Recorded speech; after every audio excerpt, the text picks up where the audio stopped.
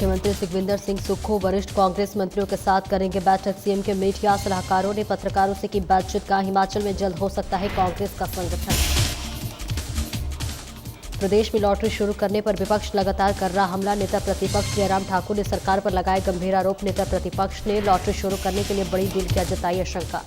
हिमाचल निर्माता डॉक्टर यशवंत सिंह परमार की मनाई 119वीं जयंती। पंचायती राज मंत्री रुद्र सिंह ने पुष्प वर्षा कर दी श्रद्धांजलि। सिरमौर के सराहा अस्पताल में डॉक्टरों की कमी। अस्पताल में डॉक्टरों की बहाली की मांग। बहाली नहीं होने पर आंदोलन की चेतावनी। और शिमला में 7 अगस्त को बिजली बोर्ड के कर्मचारी पेंशनर का प्रदर्शन। कर्मचारियों ने अधिकारियों पर लगाए भ्रष्टाचार के आरोप।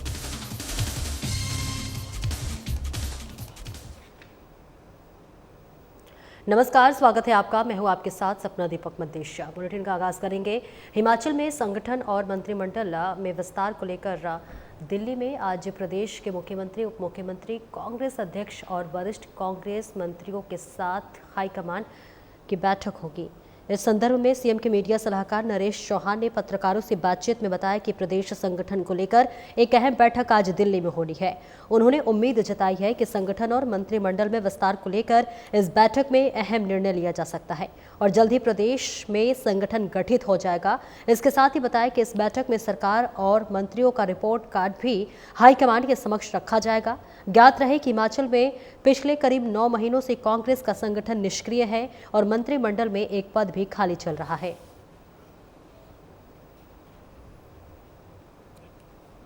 देखिए, एक इम्पॉर्टेंट मीटिंग दिल्ली में है पार्टी हाईकमान के साथ, जिसमें हमारे राष्ट्रीय अध्यक्ष और हमारे जो सबसे बड़े लीडर हैं राहुल गांधी जी और जनरल सेक्रेटरी और हमारे स्टेट के मुख्यमंत्री जी, पार्टी की अध्यक्षा और कुछ मिनिस्टर्स को, सीनियर मिनिस्टर्स को उस मीटिंग में बुलाया गया और आज ये मीटिंग शुरू भी हो चुकी है दिल्ली में।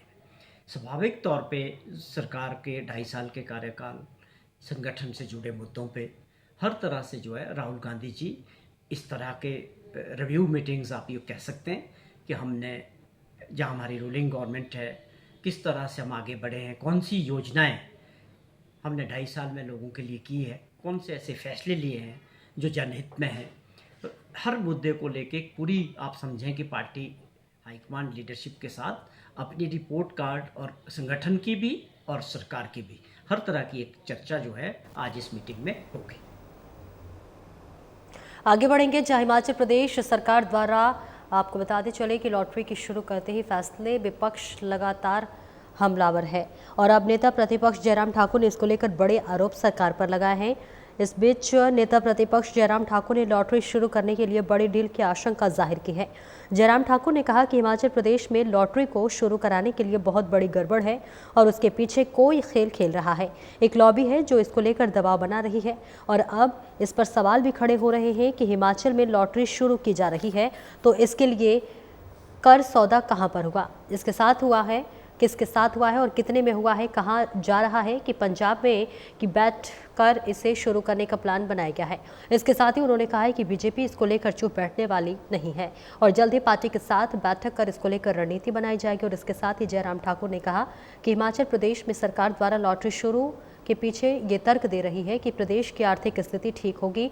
इससे पहले भी हिमाचल में लॉटरी सिस्टम शुरू किया गया था जिसे धूमल सरकार ने बंद किया था और बंद करने का कारण मुख्य ये था कि लॉटरी से बहुत से परिवार उजड़ गए थे, घर नीलाम हो रहे थे। सरकार अपनी आय बढ़ाने के लिए काम करे लेकिन लोगों के घर उजाड़ कर आय बढ़ाना सही नहीं है।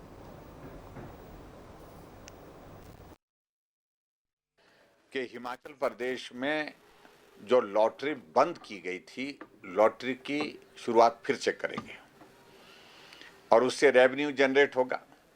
रेवेन्यू जनरेट होने से प्रदेश की आय बढ़ेगी, आय बढ़ेगी, प्रदेश में विकास कार्य शुरू करने के लिए हम आगे बढ़ सकते हैं। मुझे लगता कि बहुत दुर्भाग्यपूर्ण है जिस तरह की सोच वर्तमान सरकार की हो गई है। हिमाचल प्रदेश में लॉटरी इस कारण से बंद की थी, आदरणीय धूमल जी ने बंद की थी। बंद करने का सबसे बड़ा कारण ये था कि बहुत सारे परिवार उजड़ गए थे, घर नीलाम हो गए थे, लोगों ने आत्महत्या कर दी थी और बहुत सारी ऐसी घटनाएं जो एक बार आदत का हिस्सा बन जाती हैं, जिसके कारण सामाजिक रूप से बहुत बड़े उसके जो है प्रभाव देखने को मिले थे। प्रदेश आगे बढ़े, प्रदेश की आय बढ़े, ये आवश्यक जरूर है, लेकिन प्रदेश की जिंदगी तबाह हो जाए, लोगों के घर बिक जाए, लोग घर को नीलाम करने की स्थिति में हो जाए, तो ये सोच के साथ प्रदेश की आय बढ़ाना मुझे लगता है कि बहुत ही गलत। और वहीं हिमाचल प्रदेश के निर्माता डॉक्टर यशवंत सिंह परमार की 119वीं जयंती के अवसर पर विधानसभा पुस्तकालय में एक कार्यक्रम आयोजित किया गया। इस कार्यक्रम में पंचायती राज मंत्री अनिरुद्ध सिंह ने मुख्य अतिथि के रूप में शिरकत की और डॉक्टर यशवंत सिंह परमार की प्रतिमा पर पुष्प अर्पित कर उन्हें श्रद्धांजलि दी। कार्यक्रम में पूर्व मुख्यमंत्री जयराम ठाकुर भी शामिल हुए। इस दौरान विधानसभा अध्यक्ष कुलदीप सिंह पठानिया और मुख्यमंत्री सुखविंदर सिंह सुक्खू की अनुपस्थिति पर नेता प्रतिपक्ष ने सवाल खड़े किए। पूर्व मुख्यमंत्री जयराम ठाकुर ने कहा कि हिमाचल निर्माता यशवंत सिंह परमार की जयंती समारोह में मुख्यमंत्री और विधानसभा अध्यक्ष की उपस्थिति आवश्यक थी। उन्होंने कहा कि भले ही व्यस्तता रही हो, लेकिन उन्हें इस कार्यक्रम में उपस्थित होना चाहिए था। जयराम ठाकुर ने कहा कि पूर्व सरकार के समय परमार की जयंती को बड़े स्तर पर मनाया जाता था। वहीं ग्रामीण विकास एवं पंचायती राज मंत्री अनिरुद्ध सिंह ने कहा कि यदि यशवंत सिंह परमार नहीं होते तो हिमाचल प्रदेश के लोगों को पंजाब के चक्कर काटने पड़ते। उन्होंने कहा कि परमार ने हिमाचल प्रदेश की छोटी बड़ी रियासतों को एकत्र कर प्रदेश का गठन किया और प्रदेश के विकास को आगे बढ़ाया।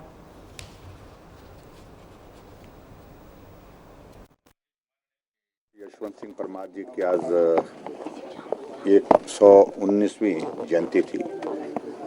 इस अवसर पर हम सब लोग उनके योगदान को स्मरण करते हैं और डॉक्टर यशवंत सिंह परमार जी का बहुत बड़ा योगदान अगर रहा है तो ये हिमाचल उनकी वजह से है।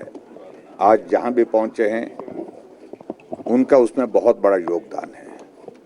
जब हिमाचल को बनाने के लिए सब लोग संघर्ष कर रहे थे, उस वक्त सबसे बड़ा इसके आधार क्या होगा, वो आधार उन्हें चिन्हित किया, उस पर काम किया, उस पर अपनी बात उन्हें रखी और वो आधार था पहाड़ का दर्द बाकी इलाकों से, बाकी राज्यों से अलग तरह का है। तो योगदान उनका रहा है जिस तरह का योगदान रहा है।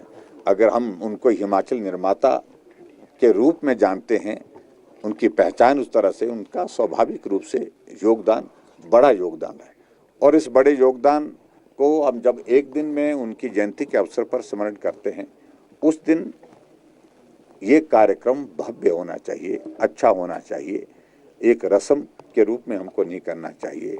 और इसलिए मेरा यही कहना है कि हम वर्षों से देखते हैं, एक परंपरा रही है कि मुख्यमंत्री, विधानसभा अध्यक्ष सभी मौजूद रहते हैं आज के इस अवसर पर। आज शायद किसी वजह से वो नहीं आ पाए, तो इस शेड्यूल में मुझे लगता है कि थोड़ा परिवर्तन करने की जो गुंजाइश हो सकती थी उस पर काम हुआ कि नहीं हुआ। लेकिन मैं इतना जरूर कहता हूँ, ग्रेसफुल होना चाहिए कार्यक्रम। और सही मायने में अगर डॉक्टर यशवंत सिंह परमार जी को हम श्रद्धांजलि देते हैं, उनके योगदान को हम स्मरण करते हैं, उनके योगदान को हम वैल्यू करते हैं, तो मुझे लगता है कि ये चीज़ जो है हमको ध्यान में रखनी चाहिए। 119वीं जयंती डॉक्टर यशवंत सिंह परमार जी, जो हमारे पूर्व मुख्यमंत्री 4 बार रह चुके हैं, उनको श्रद्धांजलि देने के लिए आज विधानसभा में जो हर साल की भांति कार्यक्रम होता है उसमें हमने शिरकत करी है, और जिसमें हमारे नेता प्रतिपक्ष जयराम ठाकुर जी, डिप्टी स्पीकर रेणुका से विनय जी और अन्य विधायकगण सभी मौजूद थे, अधिकारी और कर्मचारीगण। और उन्हीं के आदर्शों पे मैं समझता हूँ कि उन्हीं के आदर्शों पे जिन्होंने हिमाचल प्रदेश का निर्माण किया है एक सोच के साथ, चाहे वो कोई भी सेक्टर, इंडस्ट्री का सेक्टर हो, पावर का सेक्टर हो, कोई भी सेक्टर है, आज यशवंत सिंह परमार जी की जो सोच के अनुसार ही जो है आगे बढ़ रहा है। और सबसे बड़ी देन जो है सेक्शन 118 के तहत जो लैंड रिफॉर्म में एक्ट में चेंज किया, ये एक बहुत बड़ा बदलाव था। मुजारिया एक्ट, सीलिंग एक्ट वो लेके आए हैं। मैं समझता हूँ कि उन्हीं के ऊपर जो है आज हिमाचल प्रदेश उन्हीं की गाइडलाइंस के ऊपर आज भी आगे उन्नति और तरक्की कर रहा है, और उनके आने वाली पीढ़ी जो है उनके आदर्शों के ऊपर चले और उनसे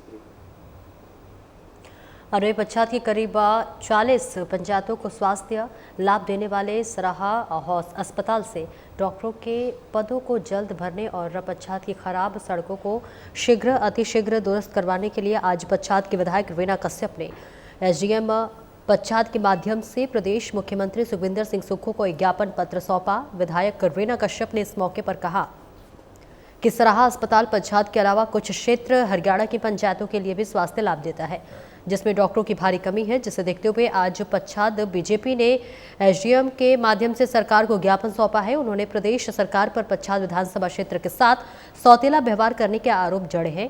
विधायक ने कहा कि पच्छाद से जिस भी अधिकारी का तबादला होता है उसके स्थान पर महीनों तक दूसरा अधिकारी ज्वाइन ही नहीं करता। अस्पताल में भी ऐसे ही हो रहा है। सराहा अस्पताल में महीनों पहले डॉक्टरों के तबादले हो चुके हैं। हॉस्पिटल को लेकर एक डेपुटेशन एसडीएम मैडम से मिले और जो यहाँ का बहुत ही महत्वपूर्ण मुद्दा है, मेन मुद्दा है, वो हमारा सराहा हॉस्पिटल को लेके है और जो बहुत ही एक सोचने का विषय, चिंता का विषय है, वो चिंता का विषय ये है कि हमारे यहाँ पर 11 पोस्टें जो कि स्वीकृत है और जिसमें से 9 खाली है। हमारे पास केवल 2 डॉक्टर यहाँ पर है, जिससे कि आप ये खुद देखिए कि कितना बड़ा एरिया ये है।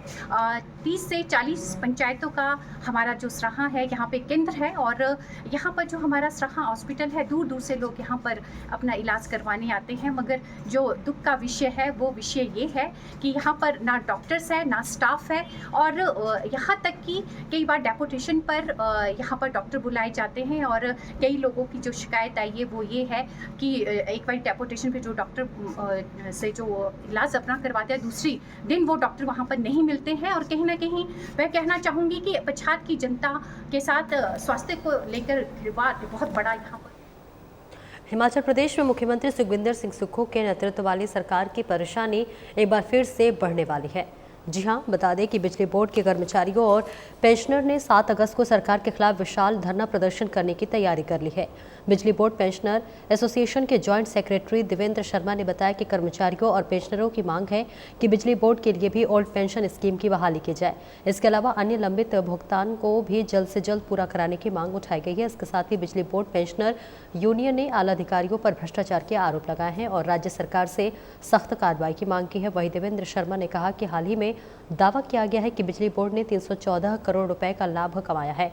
ऐसे में जल्द से जल्द लंबित भुगतान पूरा कर दिया जाना चाहिए। कई भ्रष्ट अधिकारियों की वजह से बिजली बोर्ड बर्बाद हो रहा है। एक वक्त था जब बिजली बोर्ड में 43,000 से ज़्यादा कर्मचारी काम करते थे, लेकिन अब यह संख्या सिर्फ 13,000 रह गई है। आला अधिकारी इस रिपोर्ट को गलत दिशा में धकेलने की कोशिश कर रहे हैं। राज्य सरकार की कोशिश है कि इसे निजी हाथों में सौंप दिया जाए। बिजली बोर्ड ने आज तक आंदोलन किया तो आप लोगों ने उसको पूरी एक स्टेट वाइड कवरेज दी है, जिसके लिए न केवल बिजली बोर्ड का कर्मचारी अपितु हिमाचल का कंज्यूमर भी जो आपके माध्यम से अवेयर हुआ है वो भी आपका धन्यवाद करता है। साथियों, जैसा कि आप लोग जानते हैं, मैं 2 शब्दों में थोड़ा सा आपको इंट्रोड्यूस करा दूं कि बिजली बोर्ड 1/9/1971 को एग्जिस्टेंस में आया और उसी महीने में बिजली बोर्ड के अंदर HPSEB एम्प्लॉयज़ यूनियन नाम का एक संगठन बनाया गया। तब से लेकर अब तक लगातार कर्मचारियों के जो भी लेजिटिमेट इश्यूज़ हैं, जो भी उनकी जेन्युइन डिमांड्स हैं, वो इस प्लेटफॉर्म के माध्यम से उठाई गई है। इसके अलावा जो बिजली बोर्ड में आज आप देखते हैं कि 100% इलेक्ट्रिफिकेशन के एक टारगेट को अचीव किया गया, जो 1980s में ही हिमाचल प्रदेश ने अचीव कर लिया, वो भी क्रेडिट यहाँ के हार्ड वर्किंग एम्प्लॉय को जाता है, जिस वजह से आज काजा हो, आपका भरमौर हो, किन्नौर हो, हर इंटीरियर एरिया में इलेक्ट्रिफिकेशन हुई है। ये जो रिसेंट जो हमारा ये प्रोटेस्ट शुरू हुआ है साथियों, आप सभी लोग इससे भली भांति परिचित हैं कि हिमाचल प्रदेश के अंदर हमने पूर्व सरकार के खिलाफ पुरानी पेंशन बहाली का एक मसला उठाया, जिसमें पूरे प्रदेश के तमाम बोर्ड, कॉरपोरेशंस और गवर्नमेंट सेक्टर के जो एम्प्लॉयज़ थे, उन लोगों ने सड़कों पे आकर के आंदोलन किया। लेकिन साथ ही मैं आपको ये भी बताना चाहूँगा कि इस आंदोलन की अगुवाई एक जो न्यूक्लियस था वो बिजली बोर्ड के कर्मचारी रहे हैं और सरकार का आप देखेंगे, इनका घोषणा पत्र भी उठा करके देखेंगे और गवर्नमेंट की जो 10 गारंटीज़ हैं उनको भी अगर आप डीपली स्टडी करें तो आप देखेंगे कि सरकार ने खुद इस बात को कहा था अपने घोषणा पत्र में और गारंटी में कि हम हिमाचल प्रदेश के कर्मचारियों को पुरानी पेंशन बहाल करेंगे। लेकिन अनफॉर्चुनेटली जिसने इस लड़ाई को लड़ा, और जैसा कि आप सभी लोग जानते हैं कि तमाम जो ये पेंशन दी जाती है ये CCS पेंशन रूल 1972 के प्रावधानों के अंतर्गत। डॉक्टर यशवंत सिंह परमार की 119वीं जयंती के अवसर पर सोलन में विभिन्न कार्यक्रम आयोजित किए जा रहे हैं। रक्तदान शिविर सहित कवि गोष्ठी का आयोजन किया जा रहा है, जिसमें जिला के वरिष्ठ व युवा कवि अपनी कविता के माध्यम से डॉक्टर परमार के जीवन कृतित्व पर प्रकाश डाल रहे हैं। हमारे संवाददाता से बात करते हुए कार्यक्रम के मुख्य अतिथि इंडस्ट्री विभाग सोलन के प्रभारी सुरेंद्र ने बताया कि डॉक्टर यशवंत सिंह परमार के जीवन पर प्रकाश डालने के लिए सिरमौर कल्याण मंच द्वारा आयोजित कार्यक्रम आयोजित किया जा रहा है। उन्होंने कहा है कि डॉक्टर परमार के बताए गए मार्ग पर चलना ही उन्हें सच्ची श्रद्धांजलि है। हिमाचल प्रदेश वासियों को और जो भी यहाँ पर उपस्थित है सभी गणमान्य लोगों को 119वीं परमार यशवंत सिंह परमार जो प्रथम मुख्यमंत्री हिमाचल प्रदेश थे, हिमाचल के निर्माता है, उनकी जयंती पे सभी को बहुत बहुत बधाई देता हूँ, शुभकामनाएं देता हूँ। जैसा कि हम सबको पता है कि परमार जी एक ऐसे शख्सियत थे जिनका विजन, जिनका गाइडेंस, जिनकी जो कार्यशैली है उसी के कारण हिमाचल प्रदेश बना है और आज भी उसी रास्ते पे प्रगति कर रहा है। हम सबका आज विभिन्न कार्यक्रमों के माध्यम से एक तो श्रद्धांजलि देना एक कर्तव्य बनता है, साथ में ये भी एक कर्तव्य बनता है हम सभी हिमाचल प्रदेश वासियों को कि हम उनके विजन, उनके कार्यशैली, उनकी विद्वता, उनके जो निर्णायक कार्य करने की शैली थी उनका अनुसरण करें, उनको फॉलो करें और हिमाचल को आगे विकसित हिमाचल की ओर बढ़ाने में सब सहयोग करें और उनके आदर्शों का पालन करें। फिलहाल इस बुलेटिन में इतना ही। नमस्कार।